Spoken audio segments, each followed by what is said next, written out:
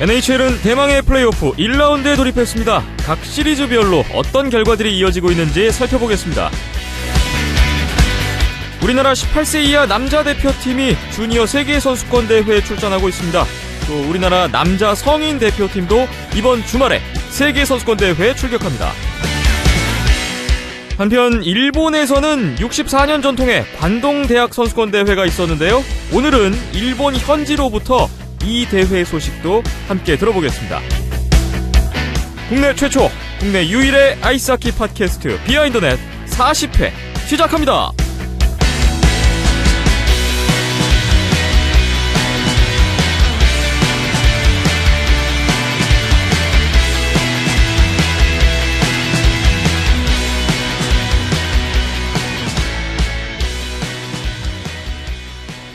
비하인드넷 40회 문을 열었습니다. 4월 20일 수요일 오후에 녹음 진행되고 있습니다. 저는 김태범이고요. 오늘도 박힘찬 PD, 이현섭 기자와 함께 얘기 나눠보겠습니다. 안녕하세요. 안녕하세요. 네, 안녕하세요.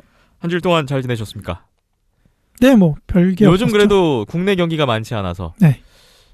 비교적 그나마 좀 한숨 돌리는 기간이 아닐까 싶은데 좀 어떠세요?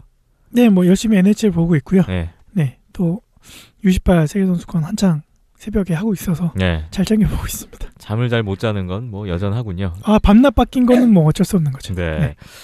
이현숙 기자님은 요즘 NHL 플레이오프 정말 열심히 보고 계신 것 같아요. 뭐 페이스북에 엄청나게 올라오고 있던데요. 오늘 페이스북 홍보 오랜만에 하시겠습니까? 아, 예. 뉴트럴존에 예, 중요한 정보들 많이 올라오더라고요. 뉴트럴존, 그다음에 코리아 하키 센트럴? 네, 예. 그렇습니다. 네. 네, 두 코리아 가지. 하키 센트럴은 이제 국내 경기가 다소 없다 보니까 네. 네, 그렇게 잠깐 많이 쉬고 있고 네, 네. 요즘엔 전한 정보가 많이 뉴트럴존에서 굵직굵직한 내용들이 실시간으로 올라오고 있는 걸 볼 수 있습니다. 그렇습니다. 페이스북 뉴트럴존 여러분 다시 한번 검색을 좀 네, 영어로 부탁드리면서 차이나더만요. 네. 뉴트럴 스펠링이 좀 헷갈리실 수도 있어요. 네. 자, 이렇게 홍보를 해보면서 오늘 또 40회 시작을 해보겠습니다.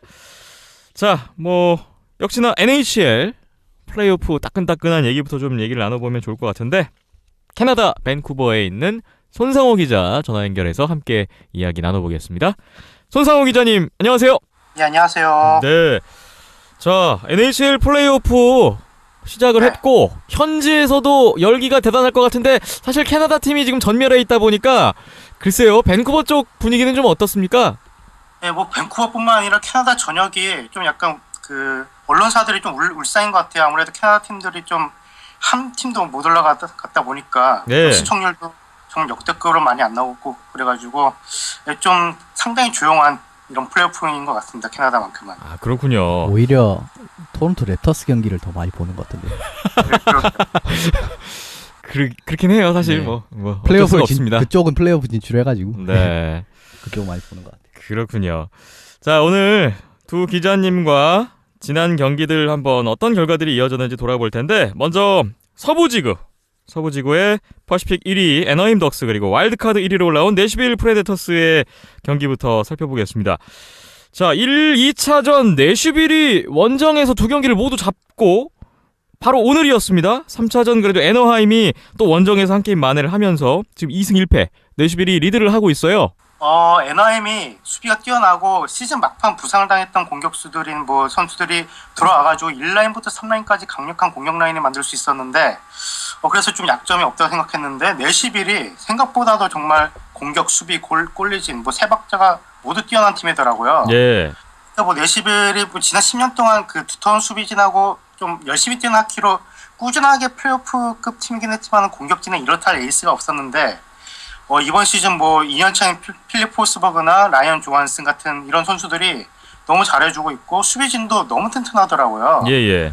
탑4인 그 쉐이 웨버, 로만 요시, 라이언 앨리스, 마티아스 에콤 이 네 선수가 정말 철저하게 애나임 선수들을 수비하고 있고 특히 로만 요시 이 선수가 정말 생각보다도 좋은 선수더라고요. 뭐 공격뿐만 아니라 그 수비에서도 정말 몸을 사리지 않고 그런 수비가 좀 인상이 깊었어요. 예. 또 폴리 페카 리네도 그 정규 시즌에선 부진했었는데 특히 2차전에서 정말 아주 맹활약을 하면서 그 NIM에서 2연승을 하는데 정말 1등 공신을 했었죠. 예. 참 이번 시리즈 진행이 되면서 손상훈 기자님이 저희들끼리도 내시빌 잘한다 이렇게 또 감탄하는 모습도 볼 수가 있었는데요. 내시빌의 우세를 점쳐주셨던 분이 바로 이 이현섭 기자님이에요. 어떻게 보고 계신가요? 예. 저는 진 쪽에서 만들어야 상황을 뒤집을 수 있는 거를 말씀드릴 텐데요. 일단 내시빌부터 말씀드리면은 그냥 전반적으로 골텐딩이 조금 더 앞서서 이긴 경기가 아닌가 싶어요. 예. 존 깁슨 선수를 보면은 좀 쉬운 것도 많이 먹고 그런 장면이 굉장히 많이 나왔거든요. 그래서 거기에서 차이가 난 게 아닌가 싶고 이제 뭐 NIM이 지금 뒤지고 있지 않습니까? 비록 오늘 이기긴 했지만 예. 그래서 저는 어떻게 하면 이길 수 있을까 생각을 해봤는데 슬롯 지역을 방어하는 것과 이제 불안한 골텐딩 부분을 해소하는 것이 제일 중요하다고 생각을 해요. 예. 이제 2차전까지 NIM이 6실점을 하지 않았습니까? 근데 이 중에 5골이 고득점 지역이라고 할 수 있는 슬롯에서 나온 득점이 굉장히 많았습니다. 그래서 슬롯에서의 상대방의 슈팅 시도 자체를 아예 봉쇄하는 것이 중요하다고 생각을 하고요. 더불어 지금 골텐딩이 아까도 말씀드렸듯이 정말 불안해요.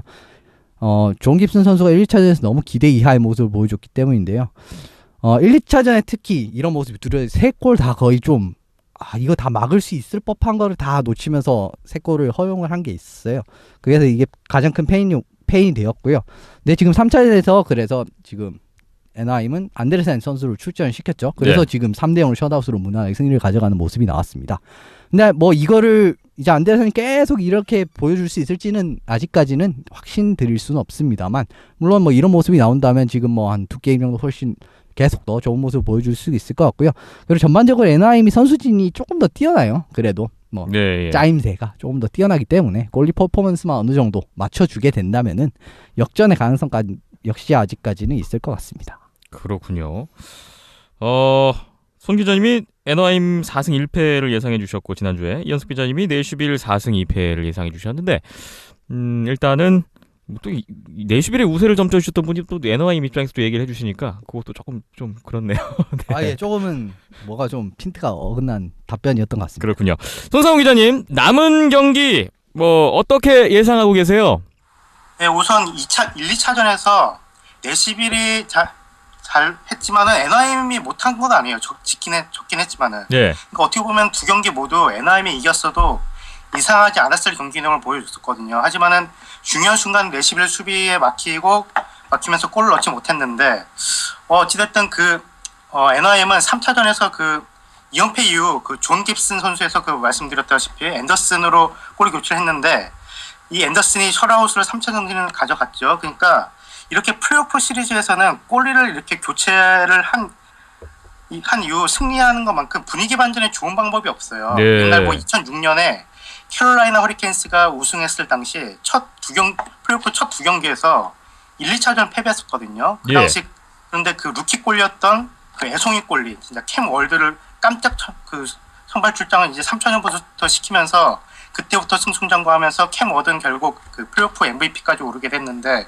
또 NIM 감독인 부드로 감독 역시 이런 골리 교체로 인해 가지고 분위기 반전 잘 시키는 편이에요. 옛날 2009년 때도 워싱턴 감독일 때 1라운드 1차전 플레이오프 1차전에서 레인저스한테 좀 이변으로 패배 당하고 나서 그 당시 좀 잘 나갔던 골리였던 띄오드를 내신 그 당시에만 해도 정말 루키 골리였던 세미언 발라모프를 2차전부터 내세워가지고 분위기 반전시켜가지고 이제 6차전에서 승리를 거뒀었는데 이렇게 또 분위기 반전시켰어요. 오늘 3차전 승리로. 그래가지고 오늘 3차전 승리 이전에도 제 생각엔 NIM이 결국 쉽게 물러날 팀은 아니라고 생각했거든요. 그래서 NIM이 결국은 승리를 할 것 같아요. 제 생각에는. 그래서 제 생각에는 3차전에서 승리를 거둔 팀이 이 플레이오프 시리즈에서 승자가 되지 않을까 했었는데 NIM이 결국 이 분위기 반전시키고 또 앤더슨 꼴리도 이제 또 분위기를 잡으면 또 잘하는 선수다 보니까 이제 골리진도 좀 튼튼해졌고 NIM 공격진 수비진도 너무 강력하고 그래서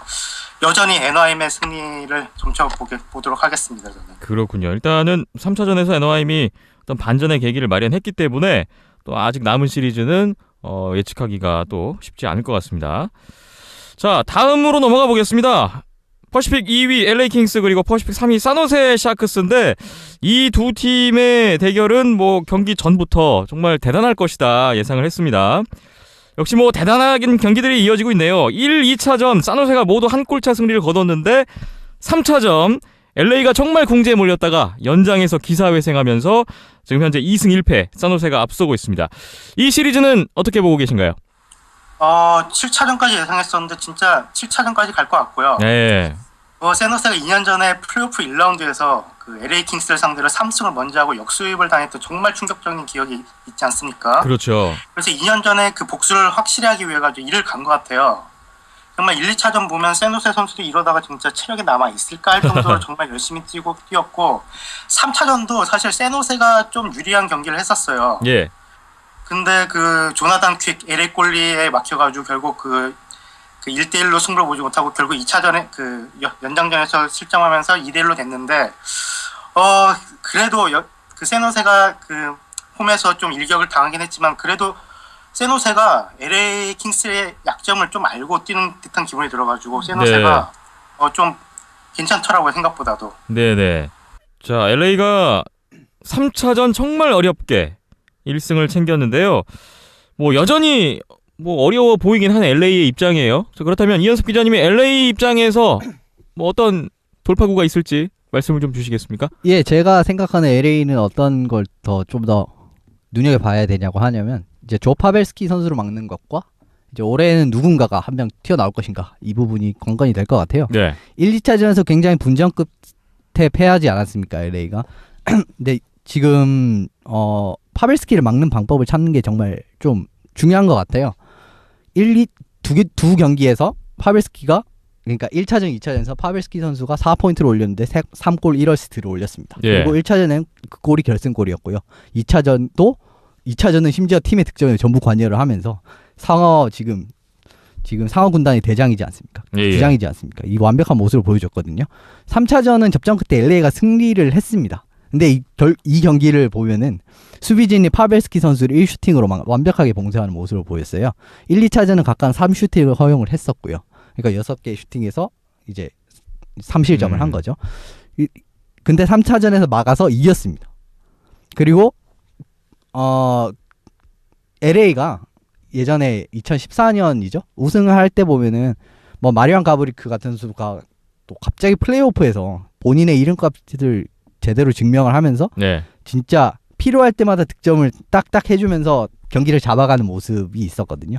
그러니까 상대방 파벨스키와 같은 역할을 해줄 수 있을 정도의, 그러니까 적재적소에 득점을 해줄 만한 선수가 한 명 필요해요, LA 지금. 그래서 지랑행인 테너 피어슨 선수가 그런 역할을 해줬는데 과연 앞으로도 테너 피어슨 선수가 계속 그런 역할을 해줄 수 있을 것인지 이 부분이 관건이 될 것 같습니다. 결국은 파벨스키의 활약 여부가 이 시리즈의 판세를 가늠할 수도 있을 것 같고요. 그렇습니다. 얼마나 잘 막냐죠. 예, 그리고 뭐 LA로서는 뭐 소위 갑툭튀가 될 수도 있는데 크게 두각되지 않았던 선수가 한번 나와야 된다 이런 말씀이셨어요. 손상호 기자님이 LA의 우세를 예상을 해주셨었어요. 현재 생각은 좀 어떠세요?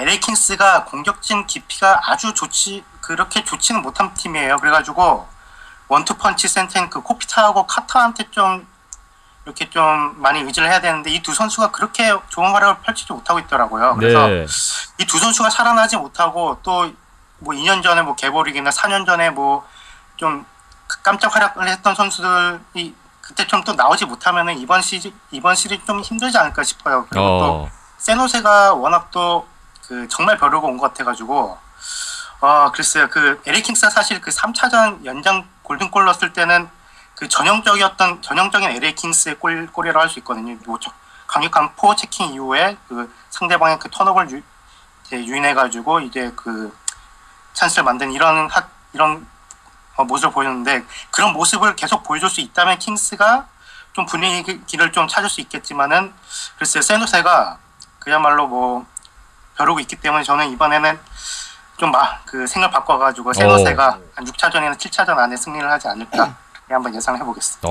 그렇군요. 샌호세가 보니까 생각보다 강하다. 예, 저도 보니까 진짜 생각보다 정말 강하더라고요. 네. 두 분의 생각이 살짝 지금 이동하는 것을 확인할 수가 있습니다. 자, 다음으로 넘어가 보겠습니다. 이 대진 역시 정말 박빙의 승부를 예상했던 대진이었어요. 센트럴 2위 세인트루이스 블루스와 센트럴 3위 시카고 블랙호크스의 맞대결입니다. 참 여기도 스코어만 봐도 얼마나 대단한지를 알 수가 있는데 1차전 연장 가서 1대0 세인트루이스가 이겼고 2차전에 한 골차 시카고가 이겼고요. 3차전, 4차전 역시 모두 한 골차 세인트루이스가 연승을 거두면서 지금 3승 1패로 세인트루이스가 유리한 고지에 올라 있습니다. 손상우 기자님, 세인트루이스 하면 뭐 시즌 전부터 많이 기자님이 주목을 했던 팀이기도 한데 이 시리즈 관심 있게 보고 계시죠? 네, 재밌어요. 뭐 2차전, 3차전, 4차전 모두 역전이 나왔었고 정말 뭐 재밌네요. 오늘 경기도 진짜 재밌게 방금 보고 왔었는데 예. 사실 세인트루이스가 좀 더 강한 모습인 것 같아요. 2차전 그 패배를 했을 때도 사실 그 3피리어드 중반 그 동점 상황에서 타라센코가 역전골 넣었는데 비디오 판독에서 이게 또 무효가 되고 그 이후 1분 후에 타라센코가 또 페널티를 저지르면서 시카고한테 파워플레이 이제 또 실점을 하면서 이렇게 그 경기가 시카고로 넘어갔었는데 네.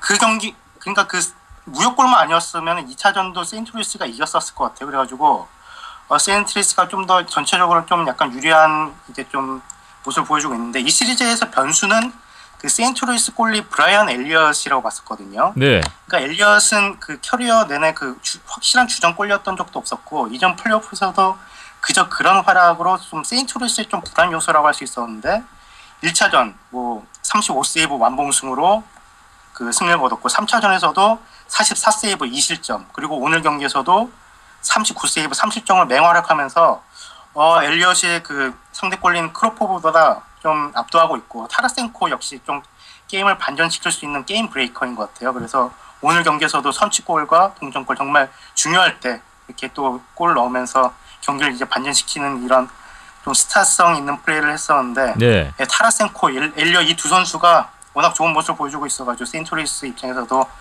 좀 힘이 나는 것 같습니다. 그렇군요. 참 시카고 하면 플레이오프의 팀이다라는 이미지가 있는데 현재까지는 힘을 못 쓰고 있는 것 같아요. 시카고 입장에서 좀 어떤 해결책이 있어야 될까요?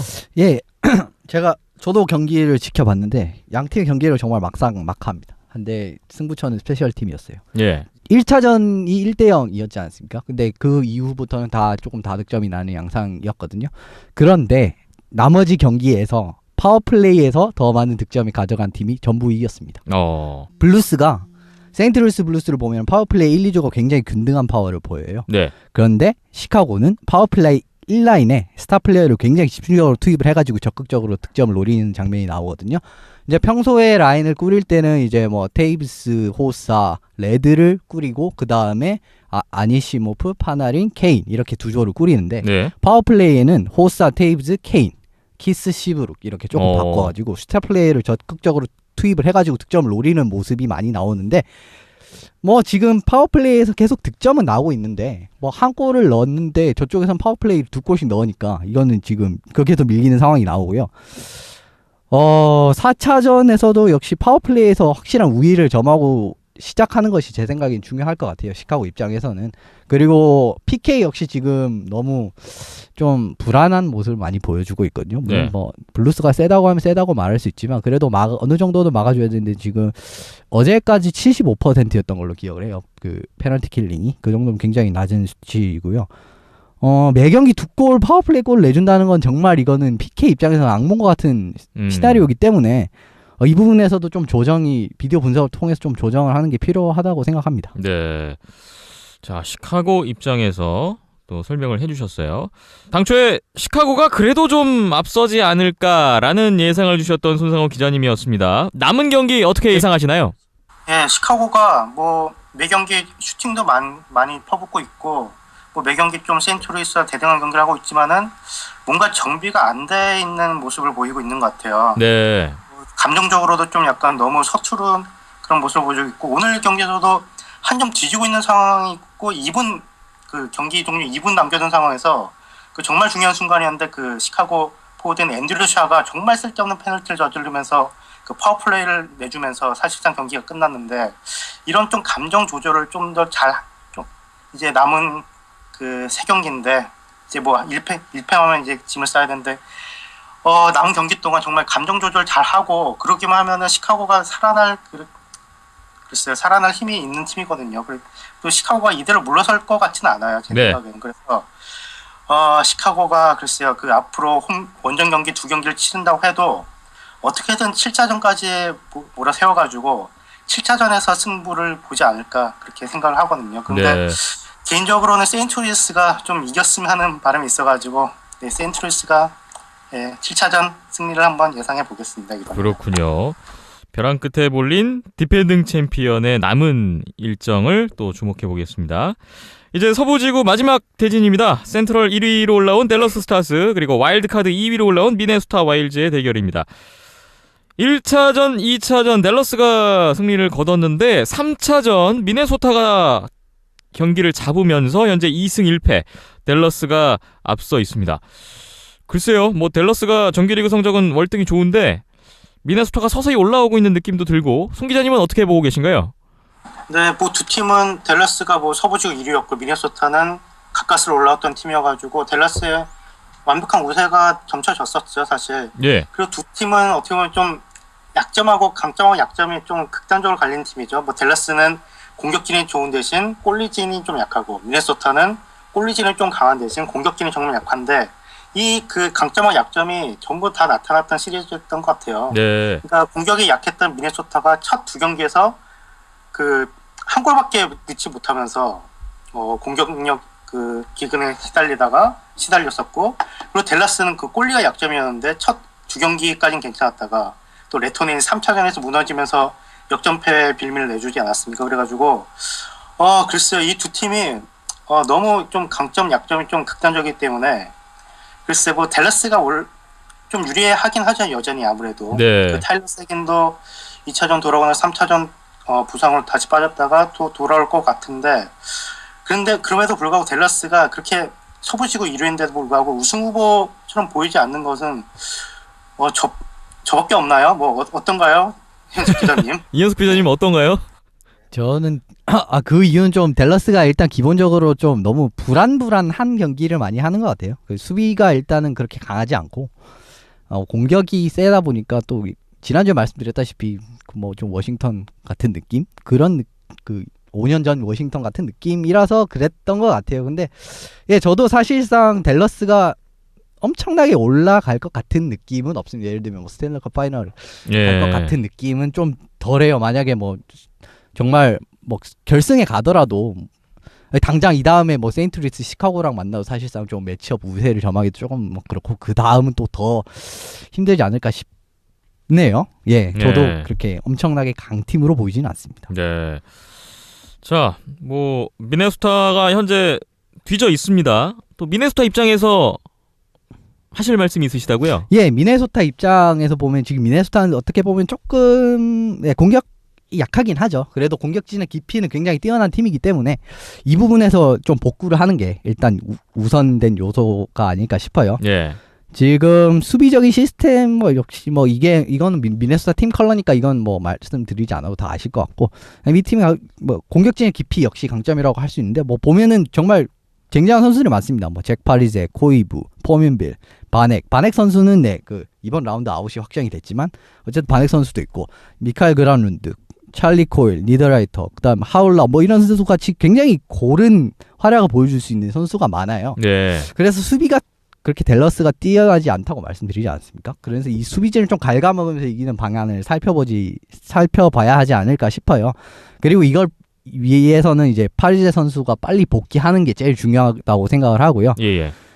그리고 더불어 미네소타 선수들은 공격진 대부분이 수비 능력도 굉장히 뛰어납니다. 그래서 이제 일단은 댈러스의 맹공을 한번 막아내고 역습을 가는 방향을 좀 더 노려봐야 될 것 같습니다. 그리고 제가 시리즈 전에 좀 두 분위기 불안 요소라고가 될 수 있다고 하지 않았습니까? 네. 근데 두 분위기는 지금까지는 잘해주고 있습니다. 앞으로도 뭐 이 정도만 한다면은 꼴리에서 밀리는 상황은 나오지 않을 것 같고요. 아까 말씀드렸다시피 지금 이렇게 공격진에서 좀 갉아먹으면서 좀 이기는 이런 방향이 나와야 된다고 생각합니다. 그렇군요. 센트럴 1위 또 서부지구 1위의 자존심을 댈러스가 과연 지킬 수 있을 것인지 또 지켜보겠습니다. 서부지구 이렇게 살펴봤고요. 잠시 후에 동부지구의 현 상황을 살펴보겠습니다.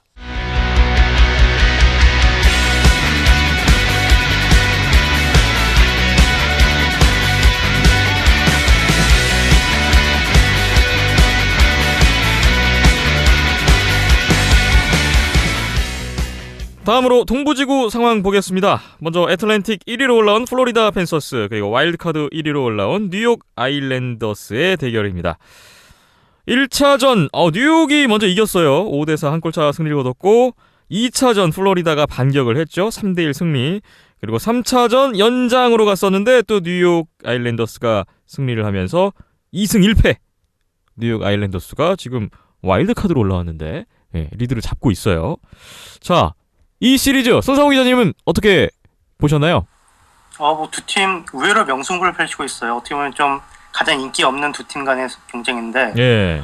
플로리다에서 1차전하고 2차전 플로리다 홈에서 열렸는데 정말 관중석도 너무 많이 비었고 그래가지고 좀 안쓰럽더라고요. 그래가지고 글쎄 좀 아무래도 흥미가 좀 떨어지긴 함에도 불구하고 매 경기가 명승부예요 진짜. 예. 근데 뭐 아일랜더스가 사실 뭐 좀 잊고 있었어요. 어떻게 보면 그 주장 존 타바레스가 정말 뭐 크로스비 못지않은 슈퍼스타죠.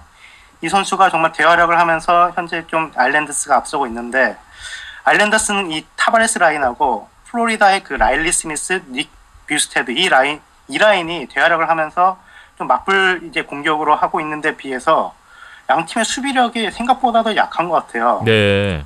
팀 공격진이 생각보다 무섭고 수비력은 생각보다 안 좋고 특히 플로리다 수비진이 너무 우왕좌왕하면서 연속 실점을 하는 모습을 보이더라고요. 그러니까 1차전에서도 이기고 있다가 3연속 실점으로 역전패당하고 3차전에서도 2점차 리드를 두 번이나 잡고도 추격골 쉽게 내준 다음에 연장에서 그 수비진이 선수를 놓치는 좀 실수를 저지르면서 골든골 실점했는데 예. 이 두 팀 다 아무래도 좀 약점이 보이는 것 같아요. 플로리다 특히 좀 수비진이 좀 구멍이 좀 많이 뚫려 있는 것 같아가지고 계속 이 시리즈는 그래서 계속 맞불 작전으로 공격 맞불 작전으로 가지 않을까 이렇게 좀 대량 득점하고 실점하는 그런 시리즈 분위기가 될 것 같아요. 그렇군요. 두 분이 모두 플로리다의 우세를 예상을 해주셨습니다만 지금 현재 상황은 그렇지가 않습니다. 이현숙 기자님, 플로리다가 이 상황을 타개하기 위해서 어떤 해결책이 있어야 된다고 보세요? 루옹고가 일어서야 됩니다. 지금 루옹고 너무 골리. 부진해요. 네. 지금 아까 말씀드렸다시피 난타전 양상을 띠고 있다고 하지 않았습니까? 지금 양팀 슈팅을 보면 모두 다 35개가 넘어요. 예. 이 정도 정말 공격의 시리즈, 그 공격이 지금 지배하는 시리즈라고 할 수가 있는데 플로리다의 지금 문제점을 보면 한 번 기세를 잃었을 때 그걸 다시 복구하는 게 지금 현저히 떨어지고 있어요. 1차전에서 불과 7분 만에 석점을 헌납해서 패배했고요. 네. 역전패를 했죠. 그리고 3차전은 2피리어드 3골을 내주면서 따라잡힌 이후에 연장에서 패배를 했습니다. 어떻게 보면은 지금 젊은 선수가 굉장히 주축인 팀이지 않습니까? 예. 이런 팀에서 나타나면 뭐 당연하다면 당연한 현상이라고 할 수 있어요. 기세를 타는 좀 이런 부분에 흔들리기 쉽다는 부분은. 근데 지금 두 팀의 차이는 눈에 띄는 차이는 아무래도 골리진이라고 제가 프리뷰 때도 언급을 드린 바가 있었습니다. 네. 아일랜더스는 주력 골리인 할락 선수가 공백이에요. 지금 부상으로 그레이스 선수가 나오고 계속 출장을 하고 있고요. 근데 그레이스 선수는 92.2%의 세이브 성공률을 보이면서 나쁘지 않아요. 예. 좋은 모습을 보여주고 있습니다. 하지만 루옹고는 90.7%예요. 오히려 지금 이 수치가 역으로 나와야 이상하지 않은 느낌인데 지금 오히려 거꾸로 그레이스 선수가 훨씬 높고 90.7%면 정말 좀 평균보다도 많이 못 미치는 수치라고 할 수 있거든요. 네. 향후에도 이런 난타전 양상이 나오게 될 경우에 한 골을 막아내는 게 정말 중요한데 이런 부분에서 루옹고가 좋은 모습을 보여줘서 좀 더 퍽을 잘 막아내야 이제 플로리다가 좀 더 승리를 가져가기 쉽지 않을까 싶습니다. 정규리그 플로리다의 성적에는 루옹고 골리의 활약을 빼놓을 수가 없는데 루옹고가 그 이름값에 걸맞는 본인의 어떤 능력을 발휘해 줘야 된다. 이런 말씀이셨어요. 자, 다음은 애틀랜틱 2위 템파베이 라이트닝과 애틀랜틱 3위로 올라온 디트로이트 레드윙스의 대결입니다.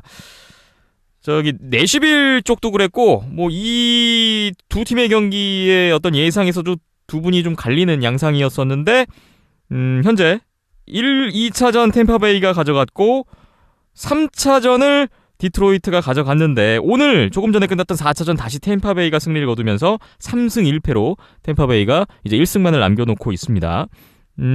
손상훈 기자님 예상대로 가는 것 같은데요? 어떠세요? 제 예상을 글쎄요. 그걸 떠나가지고 예상외로 좀 가장 거칠고 폭력이 난무하는 시리즈예요. 네. 템파베이하고 디트로이트는 정말 뭐 디트로이트는 사실 지난 몇 년 동안 그 싸움이 가장 없었던 팀이었거든요. 네네. 그런데 그 템파베이 상대 1차전부터 정말 거칠게 나오더니 2차전에는 그 패배가 확정됐었던 그 막판에 갑자기 뭐 상대 선수를 쥐어 패질 않나 그래가지고 상당히 두 팀의 그런 좀 감정이 상할 때로 상황이 있는데 글쎄 그런 걸 보는 것도 재밌긴 해요. 그리고 또 사실 그 템파베이 그 팀 전력이 스탬코스가 이제 또 부상을 빠지면서 제 컨디션이 아니라고 말씀드리지 않았습니까? 네. 근데 그에 비해서 디트로이트는 그 건강한데 불구하고 팀 전력이 너무 부족해 보여요, 사실. 그에 비해 그 템파베이는 스탬코스의 공백을 그 올 시즌 내내 그 트레이드 요청으로 속을 썩였던 그 2년차 공격수죠. 조나탄 두랭이 이번 플레이오프에서 좀 좋은 활약을 하면서 스탬코스의 공백을 메우고 있고 네. 또 그 지난 시즌 준우승의 주역이었던 그 셋쌍둥이 라인이죠. 그 쿠체로프 또 타일러 존슨 특히 이 두 선수가 정말 좋은 활약을 하면서 스탬코스의 좀 공백을 좀 많이 메우고 있는 것 같아요. 그리고 빅터 헤드밴 수비수나 뭐 벤 비숍 골리 이 두 선수도 정말 정말 없어서는 안 될 선수거든요. 이 두 선수가 템파베이에. 그래서 이 두 선수가 정말 잘해주고 있고 그래가지고 템파베이는 좀 예상대로 좀 약간 나름 순항을 하고 있는 것 같고 디트로이트는 좀 부족해 보이는 게 사실인 것 같아요. 그런 부분들이 지금 템파베이의 우세의 결과로 나타나고 있다고 보고 계시는군요. 이현석 기자님은 좀 공격적인 예측을 해주신다고 하시면서 디트로이트가 이 시리즈의 승자가 될 것이다라고 조심스럽게 전망을 해주셨는데 현재 좀 어려운 위치에 있습니다. 네, 사실상 끝난 것 같고요. 제가 봤을 때. 그래요? 아직도 뭐 그런 이변을 꿈꾸시는 건 아닌가 보죠? 네, 저는 네 경기에서 본 결과는 제 생각 7차전까지 가기도 어려울 뿐더러 당장 다음 경기에 끝날 확률이 정말 너무한 것 같습니다. 네, 뭐 그래도 뭐 디트로이트 입장에서도 한 말씀 주신다면 예. 어떤 얘기가 가능할까요? 물론 득점에 지금 너무 못하고 있습니다. 이 부분을 해결을 해야 돼요. 지금 세 경기에서 디트로이트가 슈팅수에서 오늘 경기는 슈팅수에서 5개가 모자랐습니다. 근데 네. 하지만 앞선 세 경기에서 슈팅수에서 밀린 경기가 하나도 없어요. 그런데 하워드가 첫 두 경기에서 3실점 4실점을 하면서 경기를 잡는 데 실패를 했고요. 그 다음에 플레이오프의 강한 모습을 보여줬던 베테랑, 제가 그 프리뷰 때 말씀 다스기나 세데빌 뭐 이런 선수들 말씀드리지 않았습니까? 예. 이 선수들이 너무 부진해요. 그냥 거의 공격이 뭐 풀리지도 않은 데다가 부상을 달고 뛰는 게 아닌가 싶을 정도로 너무 부진한 모습을 많이 보여주더라고요. 지금 4경기 평균 디트로이트가 득점한 골이 평균 2득점입니다. 네. 정말 낮은 수치죠. 그리고 승리를 한 한 경기에서 상대방을 16슈팅으로 묶어내면서 좀 희망적인 모습을 보이나 했어요. 근데 이건 지금 평균 슈팅 성공률 한 9%, 리그 평균 성공 슈팅이 거의 9% 몇 퍼센트 정도 되거든요. 이걸 대입해 보면은 결국 상대방에게 슛을 덜 줘서 이긴 거나 다름이 없어요. 오늘 경기는 33개 슛을 줬는데 3골을 먹었죠. 결국 또 2골밖에 못 넣으면서 패배를 했거든요. 예. 템파베이가 정말 공격력이 고르지 않습니까? 이 팀도.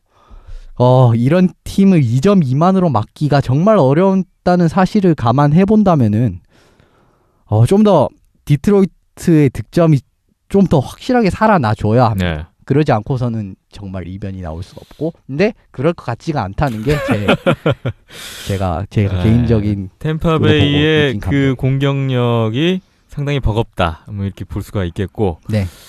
상당히 그 비현실적으로. 저도 오늘 이제 디트로이트 경기를 챙겨봤는데 네. 다슈카하고 제터버그가 아직까지 뛰고 있다는 거에 놀랐고, 네. 네, 마지막 엠티넷까지 하면서 공격력을 짜내고 있는데 괜히 제가 짠하더라고요. 두 노장들이 고생하고 있는데 득점은 안 나고, 또 딜라나 케인이 결정적으로 골대를 맞추는 뭐 장면이 있었는데 그 장면 이후에 바로 또 PK 상황에서 실점을 하는 걸 보고 얘는 여기까지구나 생각이 들더라고요. 네. 여기 계신 분들 얘기만 들어서는 디트로이트 팬분들에겐 좀 죄송한 얘기지만 그냥 디트로이트는 올 시즌 25년 연속 기록 세운 걸로 일단 만족을 해야 되는 게 아닌가, 뭐 이런 생각도 드네요. 알겠습니다. 자, 다음은 메트로폴리탄 1위로 올라온 워싱턴 캐피털스, 그리고 와일드카드 2위 필라델피아 플라이어스입니다. 정말 정규리그 극강의 워싱턴이었죠. 플레이오프에서도 여전합니다. 1, 2, 3차전 지금 모두 승리를 거뒀고 오늘 저희 그 방송이 공개됐을 쯤에 아마 시리즈가 끝나 있을지도 모르겠습니다. 지금 거의 지금 8개 시리즈 중에 유일하게 수입이 될 수도 있는 그런 상황이에요. 워싱턴이 정말 강한가요, 송 기자님? 네, 워싱턴이 뭐 전체적으로 전력에서 필라델피아를 압도한 건 사실이었지만은 제가 그 지난 방송에서 필라델피아가 없앴을 그 이변을 낳을 수 있는 좀 이유를 말씀드리긴 했었잖아요. 예. 그래서 뭐 1, 2차전에서는 나름 대등하게 겨뤘었어요. 필라델피아가 워싱턴 상대로. 그런데 딱 한 가지 갈렸던 게 있었는데 바로 골리 싸움이라고 생각하거든요. 네. 그래서 1차전 그 워싱턴 그 골리 홀트비의 대활약으로 워싱턴이 2대0 승리를 거뒀고 2차전에서는 반대로 그 워싱턴이 1대0 리드를 잡은 상황에서 그 당시만 해도 경기 내용이 좀 좋았던 상황이었어요. 이 피리어드 초반이었는데 그때 필라델피아 골리 스티브 메이슨이 정말 역사에 길이 남을 만한 정말 알까기로 실점을 하면서 승부가 사실상 끝났는데 사실상 그 홀트비와 이 메이슨 이 골리 싸움에서 완벽하게 그 아직까지는 워싱턴의 홀트비의 대승으로 이어지고 있고요. 예. 그 3차전도 필라델피아가 선취골 넣고도 무너지면서 대패를 당했었죠. 그래서 이 시리즈는 필라델피아가 분위기 반전을 시키기가 아주 어려웠어요, 사실. 네. 워싱턴은 공격진도 강하고 그리고 또 시즌 동안 부상으로 고생했었던 넘버원 수비수인 존 칼슨이 맹활약하고 있는데 그리고 또 존 칼슨뿐만 아니라 사실 필라델피아 일라인이 막강하거든요. 클라우드 지로, 웨인 시몬스, 야콥 보라책 이 일라인을 워싱턴의 그 맷 니스카넨, 칼 알즈나 이 수비수 듀오가 이 필라델피아 일라인을 3경기에서 단 한 골로 막고 있거든요. 네. 그리고 그러다 보니까 그 유일하게 좀 공격 풀어줄 수 있는 라인이 완전 죽어 있고 필라델피아는 또 스페셜 팀도 워싱턴이 파워플레이 성공률이 40%가 넘고요. 피켓 성공률은 무려 100%예요. 그러니까 뭐 워싱턴이 압도적으로 좀 이기고 있는데 글쎄 그 필라델피아가 4차전을 어찌어찌 잡는다고 해도 워싱턴이 5차전 안에 쉽게 끝낼 수 있을 것 같아요. 네, 뭐 당초의 예상과 크게 다르지 않은 말씀을 주셨습니다. 자, 필라델피아가 뒤집으려면 지금 리버스 수입을 해야 되는데 힘겨운 상황입니다. 여기도 희망은 없습니다. 희망은 없습니까? 네. 희망은 없는데도 말씀을 주실 거죠? 예, 말씀은 네. 드리겠습니다. 일단 홀트비를 뚫어라입니다. 제가 말씀드리고 싶어요. 너무 그냥 막 던지는 것 같지만 말씀드리겠습니다. 지금 2라인 센터인 쿠트리에 선수가 1차전에서 부상을 당했죠. 아마. 그래서 지금 아예 나오지 못하고 있습니다. 예. 그래서 점점 더더욱 희망이 아예 없어. 그때부터 아예 좀 뭔가 안 풀리는 느낌이었습니다. 시작부터 꼬였군요. 예, 완전히 꼬인 느낌이었습니다. 희망이 점점 줄어만 가고 있어요. 지금 수입이 당장 눈앞에 들이닥친 현실인데 필라델피아의 강점은 역시나 강력한 파워플레이입니다. 시즌에서 그런 모습 굉장히 많이 보였어요. 그리고 파워플레이에서 일단 분위기를 한번 잡고 경기를 주도해 나가는 이런 경기가 있었습니다. 예. 근데 지금 3경기에서 13번 파워플레이 찬스를 맞았는데 한 골로 못 넣었습니다. 어허. 여기서 일단 주도권을 아예 잡는데도 실패를 했고요. 그리고 홀트비를 아예 뚫지를 못하고 있어요. 저는 이유를 좀 잘 모르겠는데 2차전에서 무려 42차례나 슈팅을 가져갔지만 한 골밖에 넣지를 못했고 네. 3차전도 32개나 쐈는데 하나밖에 넣지를 못하면서 이건 거의 뭐 공격이 죽다시피 하는 이런 모습이 나오면 아예 이길 수가 없죠. 네. 지금 1득점 하고 잃어버리면은 지금 3경기 전부 다 1득점이었죠. 네, 그렇죠. 전부 다 1득점이었기 때문에 이러면 사실 이길 수가 없고요. 워싱턴 상대로. 일단 공격에서 막불이 일단 나와야 되는데 그것조차 불가능한 거에서 지금 굉장히 어둡고요. 일단은 어쨌든 홀트비를 뚫어야 이제 희망이 좀 보이는 상황이고 어려운 상황이지만 어쨌든 파워플레이에서 좀 분위기를 가져온 다음에 홀트비를 좀 잘 공략을 하는 게 이제 필라델피아로서는 이런 시나리오가 좀 나와야 되는데 제 생각에는 4차전에서 끝날 것 같습니다. 네, 글쎄 그 홀트비가 오늘 연습 경기 그 연습 도중에 동료 충돌하면서 부상을 당해가지고 좀 필라델피아 입장에서는 좀 희소식이 들리나 했는데 4차전 출전이 또 가능할 것으로 보인다고 하더라고요. 그래서 글쎄 홀트비가 또 돌아와가지고 글쎄 필라델피아가 어렵겠죠 아무래도. 예. 안 나와도 이길 것 같아요. 오늘 이현숙 기자님이 굉장히 강하게 말씀을 주시고 이것도 계시네요. 너무 제가 보고 실망을 해가지고. 네. 결국 두 분 말씀의 공통점은 골리의 차이, 뭐 송 기자님이 해주셨던 얘기와 같은 맥락인 것 같습니다. 네.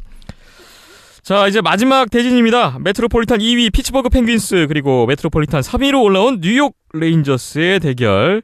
이 두 팀이 지금 치고받고 있네요. 1차전 피츠버그가 이겼고 2차전 뉴욕 레인저스가 반격에 성공을 했고, 하지만 다시 3차전 피츠버그가 오늘 또 승리를 거두면서 현재 2승 1패 피츠버그가 리드를 잡고 있습니다.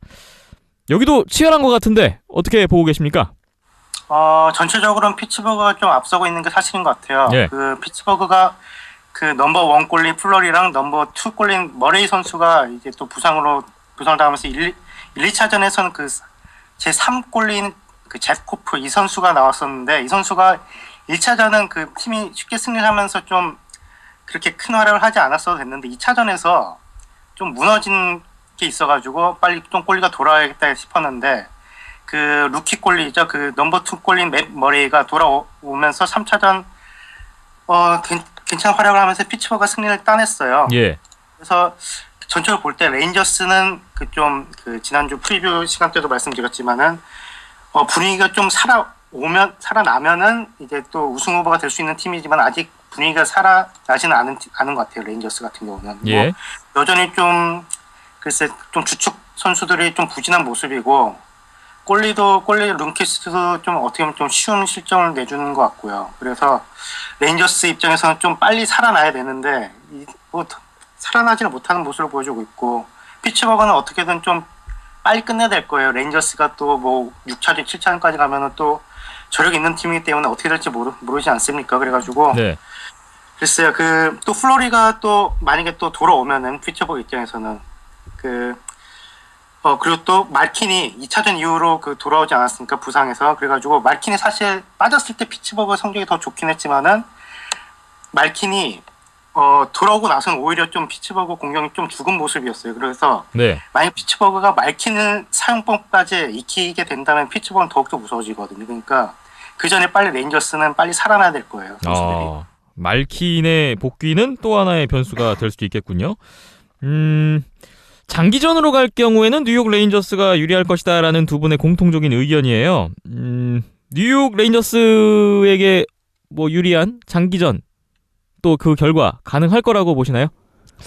근데 저는 처음에는 이제 레인저스가 조금 더 우세할 거라고 결국 접전에서 이길 거라고 생각을 했는데 1차전을 잡힌 게 좀 크게 작용을 할지도 모른다는 생각을 좀 했습니다. 예. 왜냐하면 그 경기에서 사실상 룬크비스트 선수가 그 골리 케이지 안으로 스틱이 딱 들어오면서 중간에 나갔거든요. 그래서 그 경기에서 안티란타 선수, 그러니까 백업 골리가 들어오면서 패배를 했습니다. 예. 이게 좀 크게 좀 작용을 할 수도 있을 것 같아요. 그래서 이 부분은 약간은 7차전까지 안 갈 수도 있을 것 같은 느낌도 들긴 들고요. 근데 네. 뭐 레인저스 저력의 팀이니까 아직까지는 알 수가 없을 것 같습니다. 근데 이게 1차전 결과가 정말 좀 예상 밖이라서 저는 룬크비스트 선수가 7경기를 전부 소화한다는 전제로 말씀드렸었던 거였거든요. 네. 어쨌든 그 부분을 먼저 말씀드리고, 레인저스 부분에서 좀 경기를 풀어나갈 해법을 찾아본다고 하면은 하위 포워드진의 싸움에서 조금 더 우세를 점할 필요가 있을 것 같습니다. 예. 정말 지금 접전으로 치닫고 있어요. 1경기에서 아까 말씀드린 그 부상의 변수를 제외하고는 3경기 MT넷에서 제하면 결국 한 골차 승부였습니다. 어떻게 보면 레인저스가 잘 싸웠네, 이렇게도 생각을 하실 수 있습니다만, 슈팅 수에서 31대 17로 크게 밀렸습니다. 예. 결국 어려운 경기를 치렀다는 말이거든요. 제가 생각을 할 때는 지금 3라인 센터를 뛰고 있는 에릭 스탈 선수가 좀 더 분발할 필요가 있어요.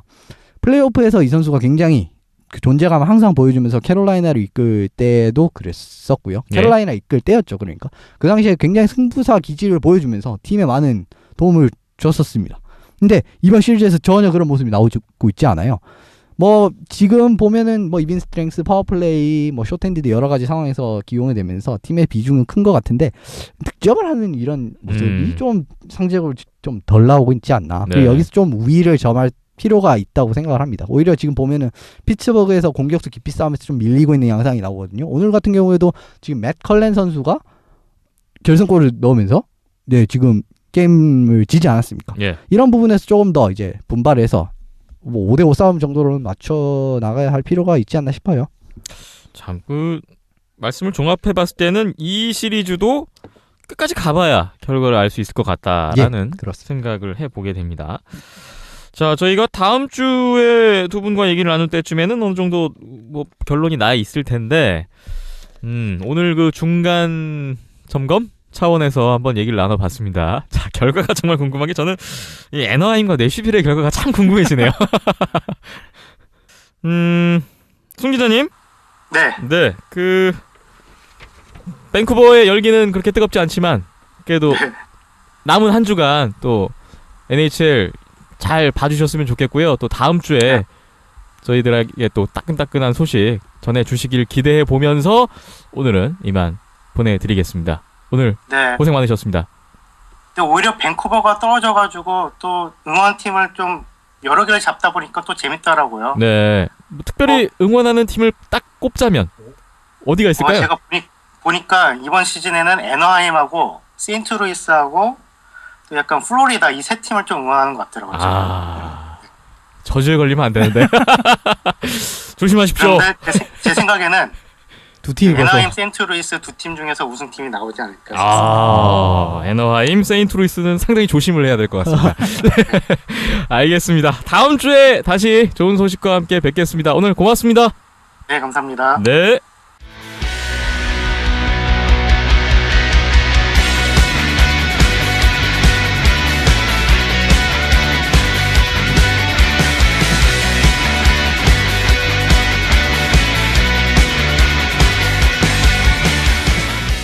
네, 비하인드넷 40회 함께하고 계십니다. 오늘은 좀 특별한 순서를 하나 또 마련을 했습니다. 어떤 순서죠?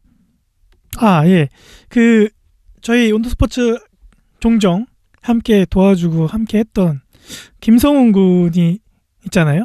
김성훈 씨라고 저희 비하인드넷에도 출연도 한 적도 있고, 네. 뭐 온더스포츠 시절부터 네. 뭐 늘 함께했던 함께 꼴리의 분이죠. 정으로서. 네. 네. 이 친구가 지금 일본 공부하러 가 있는데, 유학을 갔어요. 네. 근데 간 김에 또 하키 경기를 빼놓지 않고 챙겨 보고 있는 것 같더라고요. 네. 그래서 현재 이제 대학 대회가 펼쳐지고 있는데 거기에 이제 관람할 수 있는 경기 기회가 있어서 보고 이제 또 얼마 전에 또 우리나라에서는 대학 선수권이 끝나지 않았습니까? 그렇죠. 네, 그래서 좋은 비교가 될 수 있을 것 같아서 네, 한번 관람했던 경기 후기를 좀 들어보고자 전화 연결 한번 해볼까 합니다. 일본으로 갔지만 이 아이스하키에 대한 관심은 여전한 것 같고요. 하키를 즐기는 사람들이 대부분 딴 데 가서도 할 게 없죠. 네. 김성훈 씨 역시 뭐 국내에 있을 때 뭐 아이스하키 동호회 활동도 하고 또 심판으로도 네, 활동을 하고 했었죠. 있는 분이에요. 자, 일본 생활을 어떤지, 또 일본에서 어떤 경험을 하고 있는지. 네, 넘어간 지 한 달도 안 됐는데 네, 하키 얘기를 경험한 게 얼마나 될까 보겠습니다. 예, 궁금하겠습니다만. 네. 자, 일본 도쿄입니다. 이번엔 일본 도쿄에 있는 김성훈 씨를 또 전화 연결해보겠습니다. 김성훈 씨, 안녕하십니까? 네, 안녕하세요. 김성훈입니다. 오랜만에 목소리 듣네요. 어떻게 네, 오랜만입니다. 한 달 조금 안 되긴 했는데 적응 잘 하고 계신가요? 네, 여기는 뭐 한국이랑 별반 차이 없이 재밌게 잘 생활하고 있습니다. 네, 지금 계신 곳이 정확히 어디죠? 도시로 보면 도쿄 쪽이고요. 도쿄 내에서도 이케부쿠로라 그래서 안양할라 선수들이 아시아리그 마지막에 도쿄 쪽에 와서 시합을 뛸 때 묵던 숙소가 있던 그쪽 지역입니다. 네. 제가 갔었죠. 네. 거기 엄청 번화가던데 좋은 동네 있네요. 네. 좋은 곳이군요. 네. 도쿄 중에서도 꽤 좋은 데인가 봅니다. 뭐 신주쿠 못지않게 네. 굉장히 번화가로 알고 있습니다. 재미있는 생활을 하고 있겠네요. 공부하러 간 건데 놀고 있는 건 아닌가 걱정은 되네요. 네. 자, 그래도 오늘 저희가 중요하게 보는 건 그곳에서 또 하키를 보고 있다는 점인데, 이번에 김성훈 씨가 또 관람하고 또 오늘 얘기를 들려주실 대회가 어떤 대회인가요? 네, 현재 도쿄 인근에서 지금 진행하고 있는 일본 관동대학 선수권이라는 대회입니다. 예. 어떤 대회인지 간략하게 소개를 좀 주신다면 어떤 말씀 주실 수 있을까요? 네, 일단 지금 진행하고 있는 기간은 4월 9일부터 시작해서 6월 말까지 진행되는 경기인데요. 길군요. 생각보다 길죠. 예. 네. 길 수밖에 없는 이유가 현재 여기 지금 올해 참가한 대학만 44개 대학이 참가하고 있습니다. 예. 예. 44개 대학으로 디비전을 3개로 나누기 때문에 앞에는 1부, 중간은 2부, 마지막 6월은 3부가 대회를 진행하게 되는데요. 예. 네, 올해가 벌써 64회를 맞이한 최대 규모의 춘계 대회라고 합니다. 일본 내에서. 네. 참 역사와 전통도 있고 또 44개의 팀이나 참가를 한다고 하니까 뭐 어떻게 보면은 디비전별로 대회 3개가 한꺼번에 치러지는 격도 되겠네요. 뭐 팀들도 많다 보니까 이렇게 리그 같은 형식으로 마치 정규 리그 느낌이 나네요, 약간. 그렇죠. 경기 수도 많을 테고요. 그렇군요. 자, 뭐 여러 팀들이 있지만 이번 대회에 참가하고 있는 주요 참가팀 어떤 팀들이 있는지 또 궁금한데요. 일단 간단하게 뽑아보자면 명단으로는 추호대, 우리나라 말로 하면 중앙대이고요. 예. 도요대, 그리고 메이지대학교, 그리고 와세다대학교, 그리고 게이오대학교, 그리고 개인적으로 정말 눈여겨봤던 팀은 일본 체육대학교라고 있습니다. 네. 일단 이 중에 추호대 같은 경우는 작년 우승팀이고요. 예. 전승 우승을 했을 뿐 아니라 개인적으로 봤을 때 공격, 수비, 골리 모두 최고의 팀이라고 할 수 있는 팀 같습니다. 예.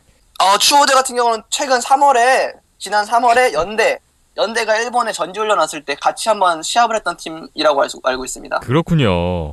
그리고 다음은 도요대인데요. 도요대는 공격 수비도 뭐 만만치 않게 좋긴 하지만 개인적으로 골리를 좀 눈여겨봤습니다. 골리가 96년생이라고 알고 있는데요. U20 출신의 일본 대표팀 출신이더라고요. 예.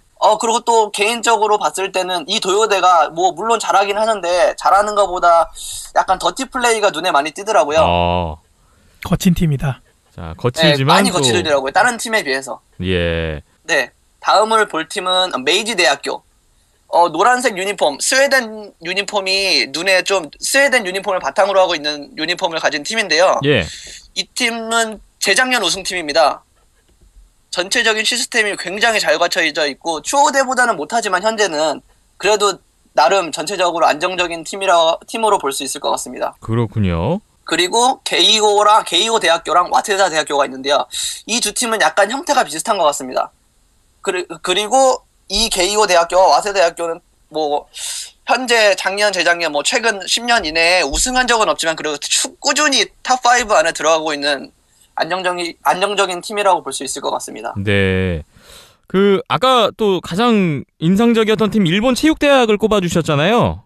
네네. 특별한 이유가 있을까요? 현지인들과 얘기를 해봤을 때 좋은 팀이라고는 추천을 안 해주더라고요. 네.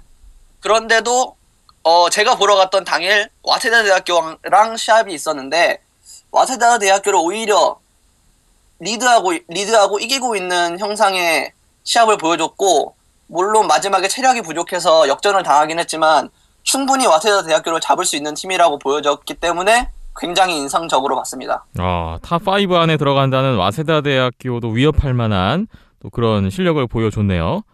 네.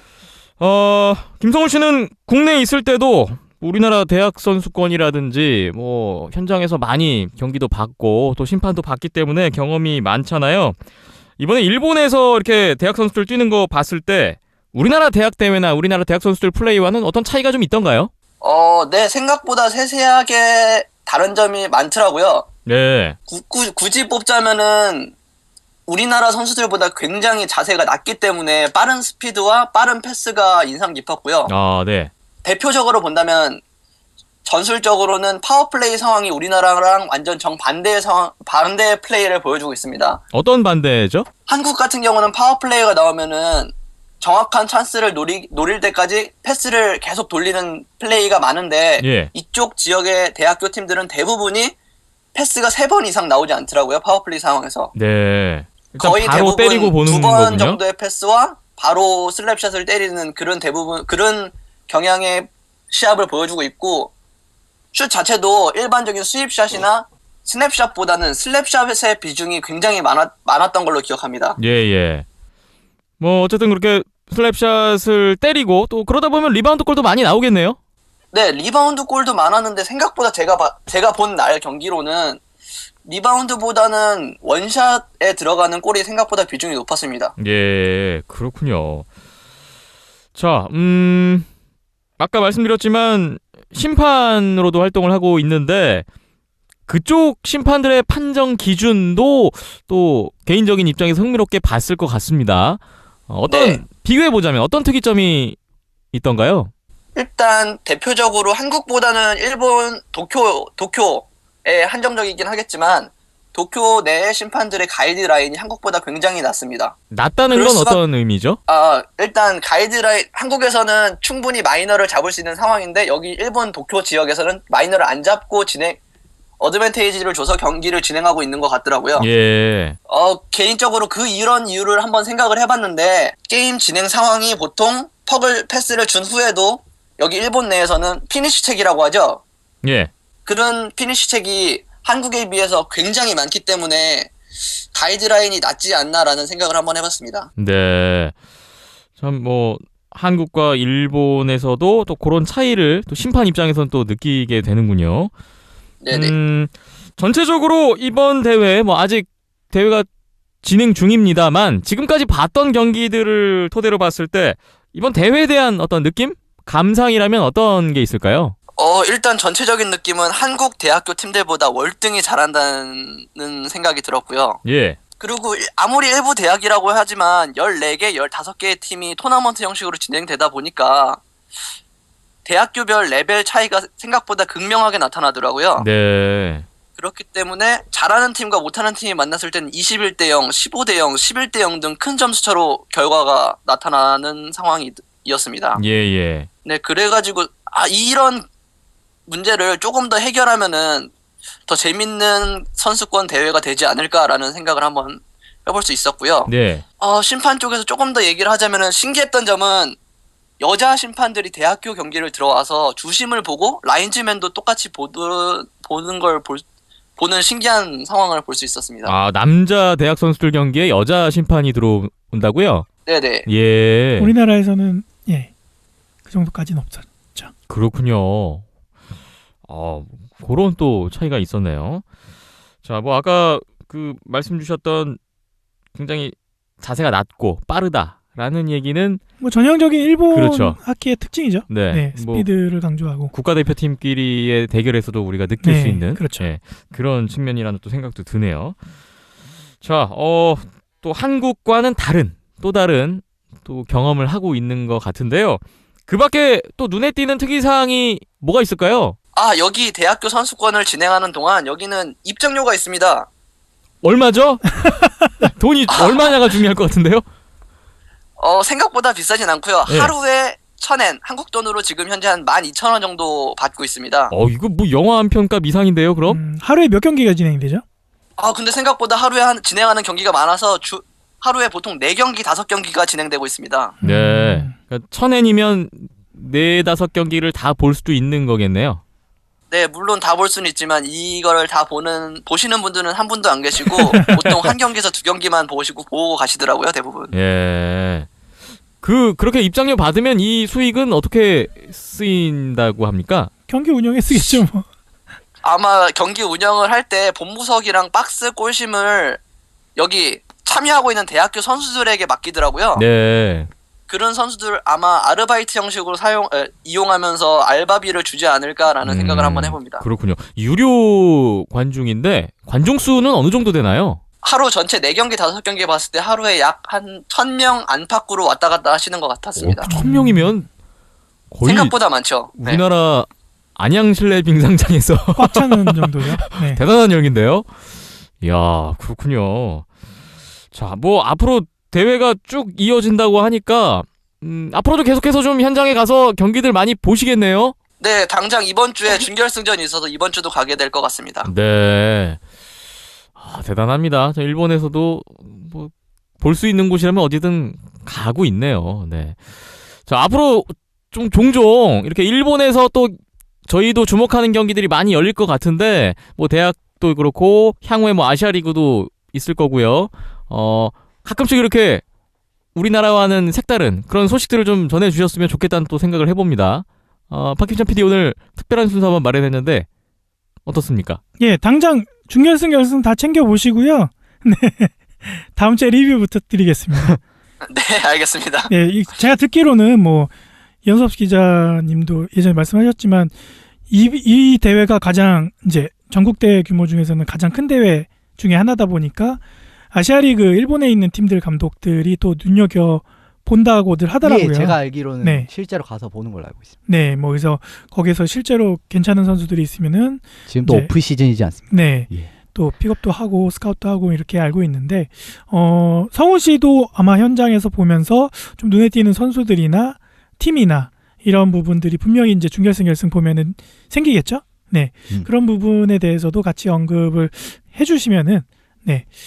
뭐 우리 입장에서도 또 새로운 환경, 가깝지만 또 새로운 환경이기 때문에 네. 또 재밌는 이야기거리가 되지 않을까 그런 생각이 들면서 부탁 좀 드리겠습니다.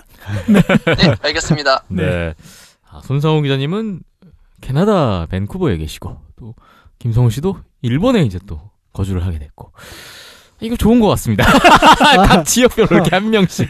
직접 저희가 못 나가니까. 네. 네. 뭐 좋은 것 같습니다. 유럽에만 한 명 나가면 되나요? 그러게요. 누군가 한번 유럽으로 좀 보내야 되지 않을까. 아, 유럽에 있는 사람을 빨리 어떻게 알아보는 게 낫지 네. 않을까. 네. 그렇네요. 자, 아무튼 오늘 김성훈 씨 말씀 잘 들었고요. 좀 외롭겠지만 건강하게 좀 놀기 좋은 환경이긴 하지만 유익한 유학 생활 보내시고 종종 이렇게 만났으면 좋겠습니다. 오늘 고맙습니다. 네, 감사합니다. 네.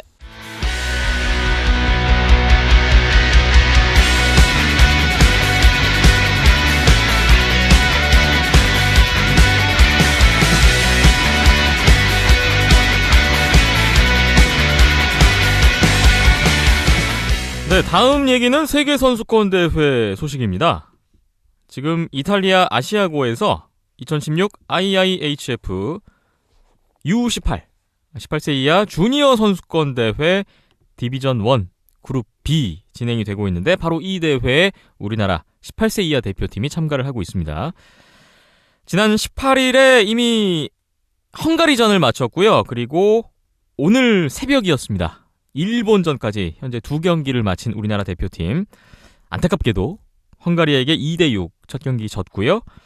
2차전 일본에게도 0대1로 한 골차 패배를 기록하면서 지금 2전 2패를 기록하고 있습니다. 이 경기를 보실 수 있는 방법은 공식 홈페이지를 통해서 뭐 스트리밍 서비스가 되고 있어요. 네, 유튜브를 통해서 스트리밍이 되고 있고요. 전 경기 다 해주더라고요. 예. 네. 박힘찬 PD가 잠도 안 자고 새벽에 이 경기를 또 라이브로 봤잖아요. 아, 라이브로 본 건 아니고요. 네. 네, 아침에 일찍 일어나서 네, 올라온 거를 봤습니다. 아, 그렇군요. 네. 이 두 경기 결과가 좋지는 않았는데요. 어떻게 감상을 하셨나요? 네, 뭐 당초 지난주에 저희가 말씀드린 것처럼 쉽지 않은 대회가 될 것 같다. 뭐 자칫 전패까지도 예상이 가능하다라고 말씀을 드렸었는데 예. 네, 그 예상이 슬프지만 맞아 떨어져 가는 것 같고요. 1차전 헝가리전을 먼저 보면은 6대2. 네. 좀 골이 많이 났는데 경기 내용도 많이 밀렸던 경기였고 특히 3피리어드 때 많이 크게 무너지는 모습이 나왔었습니다. 예. 그래서 뭐 전체적으로 실점 장면들을 보면은 개인 돌파 실점 내지는 리바운드 실점이 주를 이루었었고요. 예. 수비 부분이나 아니면은 공격에서의 수비 커버 그리고 골리가 세이브하고 난 이후에 이제 수비들이 리바운드 파워를 처리해내지 못하는 그런 모습들이 주를 이루다 보니까 전체적으로 경기 내용은 완패라고 설명을 할 수 있는 그런 모습이었었고요. 예. 2차전 일본전도 크게 다르지 않은 모습이었습니다. 뭐 골은 1피리어드 때 터진 한 골밖에 없었지만 그 외에 위기가 너무 많았었거든요. 그래서 오히려 행운은 우리에게 더 따라졌다라고 말할 수 있을 정도로 우리나라가 가져갔던 위험 장면보다는 일본이 가져갔던 위험 장면이 특히 많았었고요.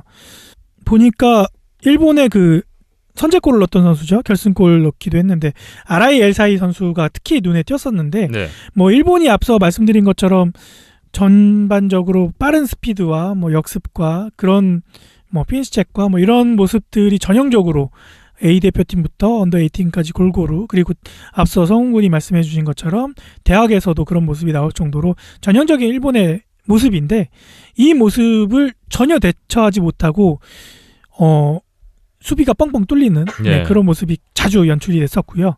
공격 전개하는 과정에서 블루라인 넘어서 턴오버가 됐을 때 브레이크아웃 상황이 한 두세 번 나왔었거든요. 그만큼 뭐 공격에서 수비로 전환하는 과정에서의 느린 발 절대적으로 스피드에서 밀리는 게 결국은 좀 예, 어려워진다는 그게 말씀이에요. 가장 컸었고 그 다음에 일본 선수들 빠른 선수들 몇몇 선수들은 우리 수비를 두세 명 제치는 건 기본이더라고요. 예. 예, 그런 부분에서도 크게 보였었고 뭐 헝가리전에서도 그 모습은 마찬가지였었고요.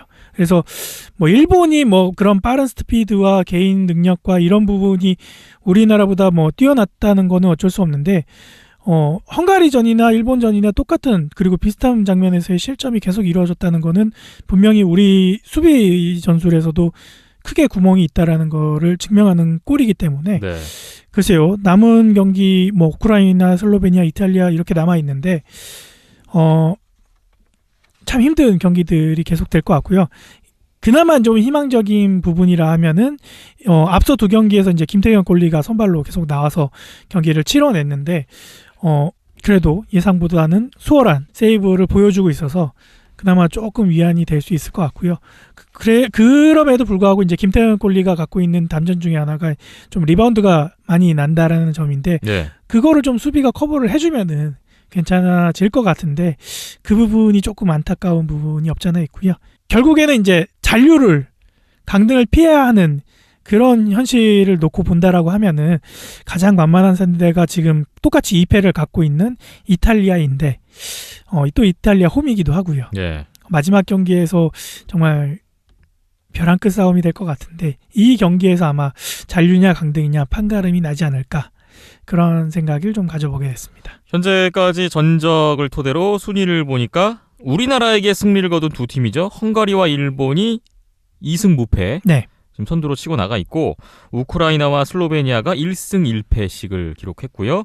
말씀 주신 대로 우리나라와 이탈리아가 2전 2패. 지금 이게 좀 어느 정도 1, 2, 3, 4위 지금 5, 6위로 갈리고 네, 있는데 그렇죠. 우리나라의 마지막 5차전 상대가 이탈리아입니다.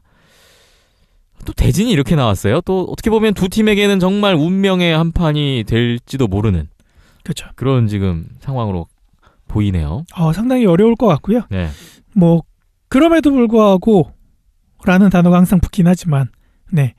좀 잘 해줬으면 좋겠는데 좀 가장 크게 실망했던 부분은 이제 헝가리전 3피리어드 때 가장 좀 실망을 크게 했었는데 사실 3피리어드 초반까지는 2대2로 동점이었는데 이후에 이제 4실점이 연이어 나오면서 무너졌어요. 네.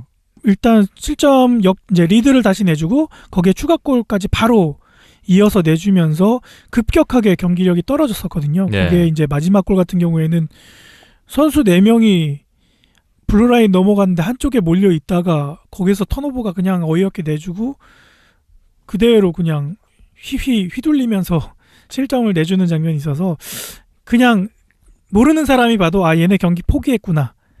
얘네 이 경기를 뛸 마음이 없구나라는 게 그대로 보였을 정도로 네. 3피리어드 중반 이후에는 정말 터무니없는 경기력을 보여줬기 때문에 그거는 뭐 경기 실력보다는 이제 멘탈적인 부분이 더 크겠죠. 네. 그래서 일본전도 뭐 이기고자 하는 열망은 컸지만 그게 좀 끝까지 다다라지 못했고 네. 근데 요게 계속되면 안 될 것 같고요.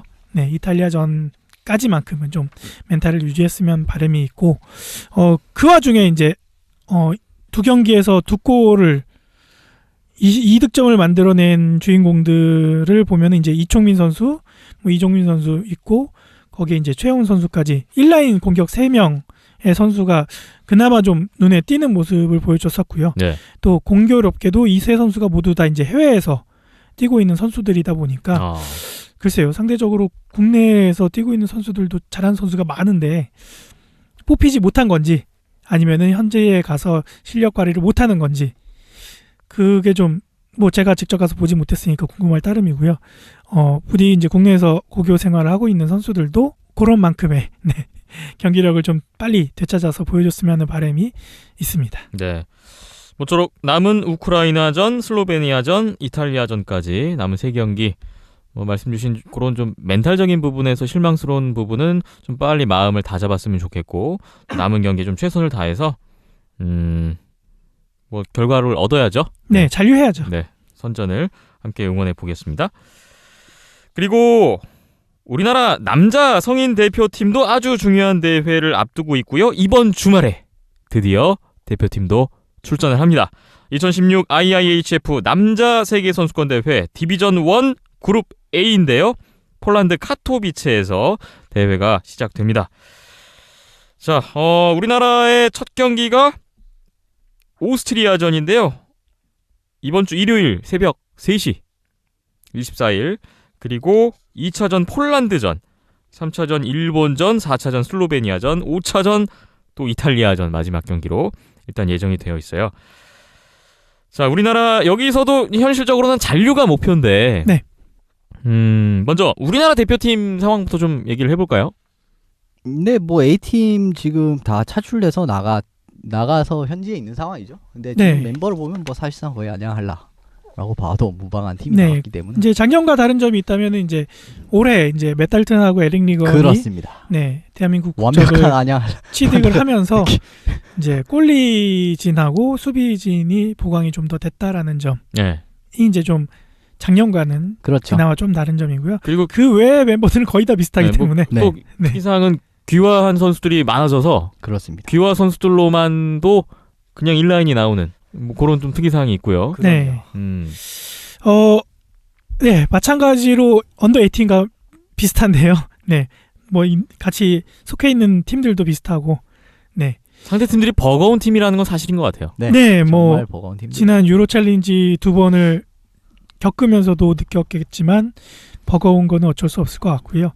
더군다나 얼마 전에 이제 친선 경기로 폴란드와 졌었는데 예. 3대0으로 졌었거든요. 네.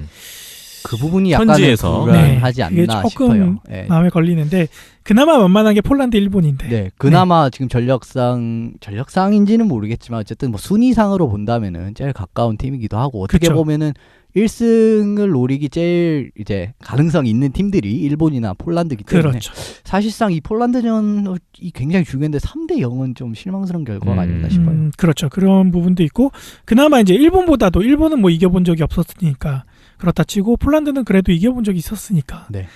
조금이나마 좀 기대를 가질만 했는데 작년 11월 달에 제가 갔었던 폴란드 같은 지역에서 열렸던 유로 챌린지 때와는 또 다른 업그레이드된 폴란드의 모습이기 때문에 네. 좀 더 걱정스러운 모습이 있고요. 그다음에 이탈리아나 뭐 슬로베니아, 오스트리아 이런 팀들도 전력 보강이 좀 많이 됐다고들 하더라고요. 네, 뭐 지금 로스터가 완벽한 로스터를 살펴본 건 아니고 엔트리스트랑 뭐 이렇게 좀 살펴봤는데요. 뭐 눈에 띄는 선수들이 다들 있더라고요. 예. 이탈리아는 일단 기본적인 팀 컬러가 좀 수비가 강한 컬러이기 때문에 그리고 또 이탈리아는 좀 골리어 보니까 뭐 골리가 핀란드 1부 리가죠. 리가의 주전 골리들이 1번, 2번 골리라서 여기를 뚫기가 생각보다는 쉽지 않을 것 같은 생각도 많이 드는 게 사실이고요. 예. 이제 슬로베니아 같은 경우는 뭐 두말할 필요 없이 굉장히 뭐 어떻게 보면 지금 이 6개 중에 제일 강하지 않나라고 생각도 하는데 지금 어떻게 보면 지금 빅리그에 있는 선수들이 많지 않습니까? 예. 코피타르 선수라든지 지금 코피타르 선수 동생인 가스파르 코피타르 선수도 AHL에 있거든요. 근데 이 두 선수는 안 올 것 같고 그 다음에 얀 무르삭 선수죠. 이 선수가 2년 전에 한국에서 열렸을 때 굉장히 인상 깊은 모습을 보여줬던 선수인데 이 선수가 KHL 체스카 모스크바에 있는 선수예요. 현재 예. 근데 이 선수 부상으로 못 나올 것 같고요. 근데 그런 걸 다 빼더라도 슬로베니아가 어쨌든 제일 강한 건 사실인 것 같고. 네. 그리고 일본과 친선 경기를 가졌었는데 또 4대0 완승. 네, 완승이었죠. 네. 그리고 지금 슈팅 수가 52대 10으로 정말 완벽한 승리를 거뒀거든요. 네. 네. 연습 경기임에도 불구하고. 그렇죠. 저도 이제 작년에 유로 챌린지에서 슬로베니아 경기를 보면서 내가 살아생전에 이런 수준의 경기를 볼 수 있었나라는 생각이 들 정도로 한두 수준 위의 경기력을 보여줬던 팀이어가지고 슬로베니아는 좀 넘사벽이 되지 않을까 그런 걱정을 해보고요. 네. 그렇다면 이제 완만한 거 폴란드, 일본인데. 그렇죠. 네. 폴란드 일본 쪽에 좀 눈에 띄는 게 있나요? 일본 같은 경우에는 올해 항상 비슷하게 나오는 것 같습니다. 이제 오지 이글스를 일단 수비는 일단 오지 이글스를 토대로 잡고 추가로 좀 올해 같은 경우에 보면은 지금 수비 7명 중에 5명이 오지 이글스 선수고 예. 2명의 선수가 사카타 야나도리. 이 두 선수가 크레인지 일본 쪽죠. 이렇게 뽑았어요. 예. 그렇게 뽑은 게 있고 그리고 후쿠지 빼놓을 수 없는 골리의 기둥 뽑았고 오노다 사쿠도 굉장히 올해 좋은 모습을 보였던 오노다 선수 뽑혔고 그다음에 간사이 대학교의 키토미슌이라는 선수가 있습니다. 이 선수는 서드니까 어쨌든 뭐 서드 조금 비중이 떨어진다고 말씀드릴 수가 있고요. 포워드진을 보면은 쿠지슈헤이 이 함류 역시 눈에 띄고요. 히라노 유시로 선수 이 선수가 올해 NHL 그 북미 스케이터 랭킹 180위권에 오른 정도로 올해 어떻게 보면 잘 잘안 드래프트까지 뽑힐 될 수도 수 있죠. 있는 네. 이런 인재라고 할 수 있죠. 지금 USHL을 뛰고 있습니다. 예. 주니어 리그인데 영스타운 팬텀스에 뛰고 있는데 이 선수가 역시 합류를 했습니다. 이 선수의 일단 권리는 프리블레이즈 쪽에 있기 때문에 보통 오프시즌에 프리블레이즈에 합류해서 그 연습을 같이 하거든요. 아마 다나카하고 히라노 유시로 가와이 타쿠마 이렇게 조가 분명히 짜서 나올 겁니다. 그 다음에 야마시타 타쿠르도 뽑혔는데 뭐 다른 조 센터로 기용될 확률이 크고요. 그리고 에이스바렘 베를린에서 뽑힌 그러니까 쿠지슈에이 선수는 뭐 이전부터 오지이글스 선수 소속이기 그쵸. 때문에 오바라 그 다음에 다카하시랑 같이 조를 짤 것 같고 그 다음에 크레인즈에도 3명이 뽑혔는데요. 우에노 그 다음 이시와키 타카기 이렇게 뽑혔습니다. 또 제 생각에는 이 선수들은 뭐 야마시타랑 같이 페어가 나오지 않을까 싶고요. 어쨌든 네. 일본도 기본적으로 굉장히 좋은 멤버로 임하고 있는 것 같습니다. 저희가 뭐 아시아 리그 보면서 늘 그렇죠. 굉장히 익숙한 이름들이 많죠. 뭐 많이들 들어와 있네요. 네. 폴란드 쪽은 어떻습니까? 폴란드 쪽은 일단은 자국 리그 선수들이 위주가 되어 있는데요. 폴란드 로스터를 봤을 때 조금 약간은 제가 뭐 엄청나게 막 뭐 유럽 리그까지 막 박식하지 않기 때문에 네. 그냥 자국 리그 선수들이 많이 나왔구나라는 사실까지는 봤는데요. 여기서 약간 좀 특이한 선수가 있었는데 이름이 굉장히 어렵습니다. 앨런 스체르차크라고 읽나? 예, 아마 리스체르차크 어쨌든 굉장히 이름이 정말 좀 어려운 선수가 있어요. 근데 이 선수가 지금 북미 OHL에 뛰고 있습니다. 이 선수도 올해 드래프트 랭킹이 제가 알기로는 150위권으로 알고 있거든요. 로스 아메리칸 스케이터 중에 18살밖에 되지가 않지만 약간은 경계를 해야 할 필요가 있을 것 같고요.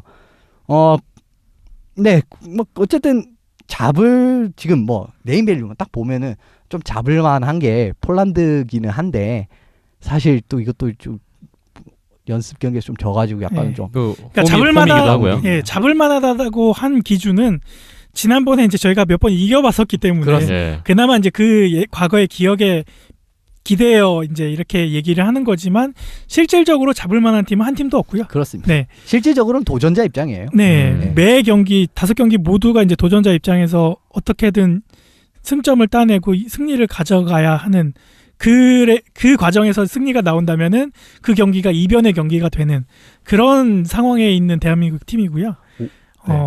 예. 하지만 이제 평창까지는 그 도전이 계속되는 과정이기 해야죠. 때문에 네, 뭐 한 경기 두 경기 패배했다고 막 멘탈 부서지고 이럴 입장은 아닐 것 같고요. 네. 좀 소중히 좀 다루고 한 경기 한 경기 매 시간을 좀 소중히 다루고 경기에 임했으면 하는 바람이 있고 또 그렇게 할 거라고 좀 보여지고요. 아냐갈라가 우승을 하면서 좀 분위기가 업되고 자신감도 많이 찾은 상황이기 때문에 그 기세가 이어져야 되겠고 가장 중요한 게 이제 그 첫 경기가 되겠네요. 오스트리아전. 그렇습니다. 네. 오스트리아전 또 골리가 보니까 SHL에 뛰고 있는 스웨이시 오스트리아도 골리 좋더라고요. 저번에 보니까. 팀이에요. 오스트리아. 사실 어렵죠. 왜냐하면 또 지금 당장 로스터를 봐도요.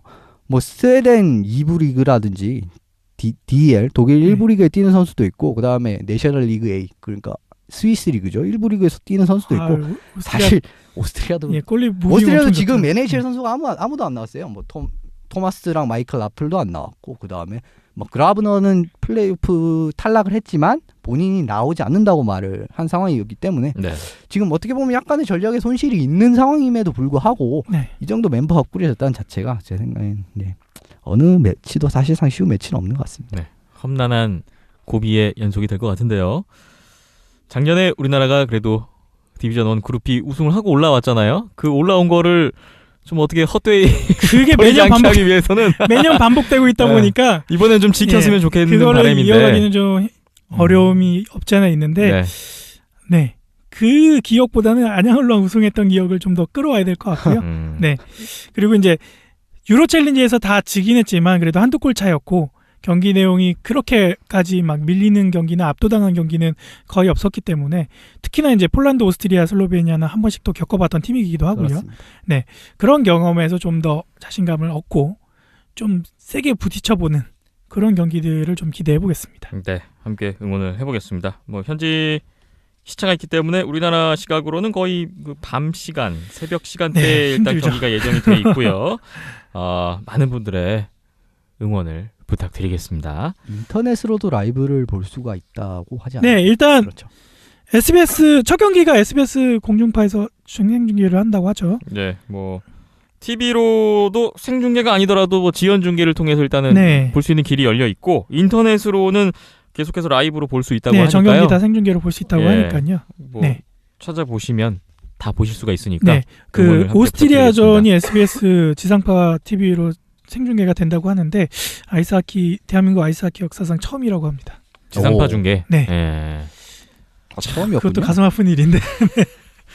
새벽 3시입니다. 여러분. 네, 뭐 많이 봐주셨으면 좋겠습니다. 예. 그쵸. 많이 힘들긴 네. 하겠지만. 네, 시간이 근데 이 유럽에서 하는 거다 보니까 네. 시차가 장난 아닙니다. 네. 그렇죠. 그래도 일요일 새벽이니까 좀 기대를 해보죠.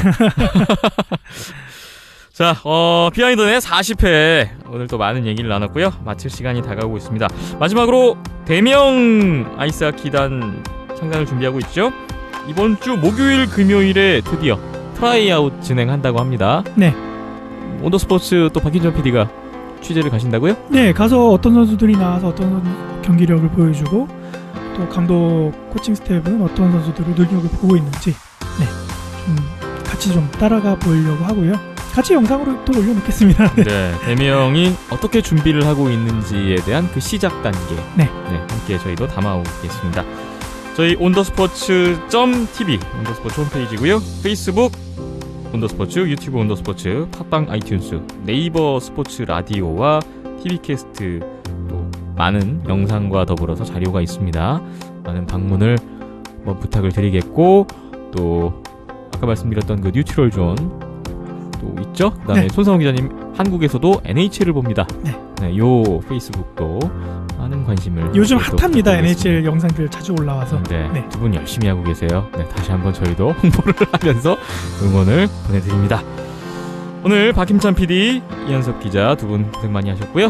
네, 저는 김태범이었습니다. 함께해 주신 여러분 고맙습니다.